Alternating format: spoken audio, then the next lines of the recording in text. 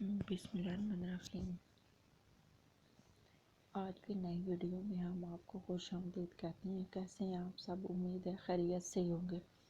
چلیے اردو سوالات چینل میں ہم آپ کو اردو سوالات کے بارے میں مزید کچھ بتائیں گے۔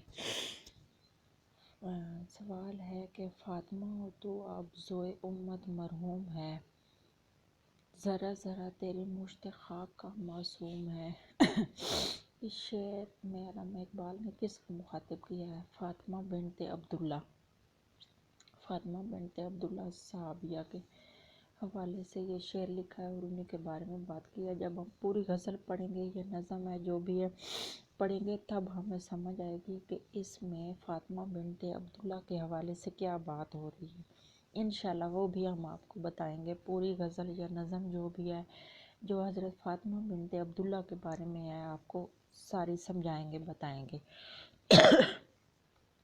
ادبی دنیا کے مدیر کا کیا نام تھا؟ صلاح الدین احمد۔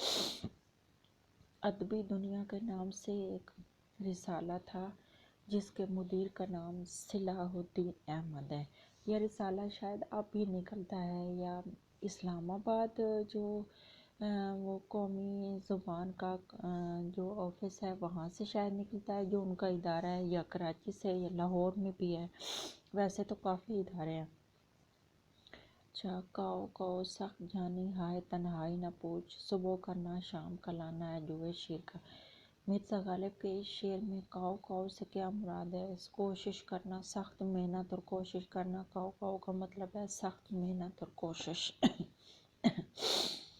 جس کو مطلب ہارڈ ورک کہتے ہیں، یہ کہ فلاں یہ کوئی محنتی ہے، بہت محنت کرنے والا ہے، یا بہت سخت کام کرتا ہے، سارا دن کام کرتا ہے، تو اس کا مطلب ہے کہ کوشش۔ علامہ اقبال کی نظموں میں فلسفیانہ شعور کی رو درکار ہے۔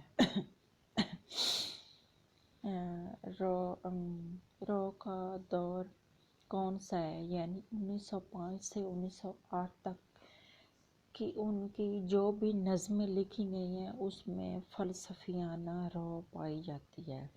اس میں فلسفے کے بارے میں ڈسکس کیا گیا ہے، یعنی حرکت و عمل زندگی کے حوالے سے ہے، حرکت و عمل کے بارے میں ہے۔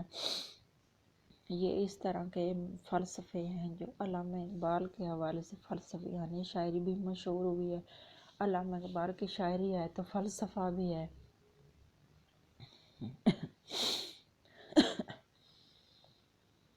فقرہ مکمل کریں۔ قلم اور کتابیں میز پر رکھی ہیں، بی آپشن درست ہوگا۔ رکھی ہیں، قلم اور کتابیں میز پر رکھی ہیں۔ اچھا، نثر کا ارتکاب وجہی سے لے کر کس نثر نگار تک جاتا ہے؟ مولوی عبدالحق۔ نثر کا ارتکاب ملا وجہی سے شروع ہوتا ہے اور مولوی عبدالحق تک جاتا ہے۔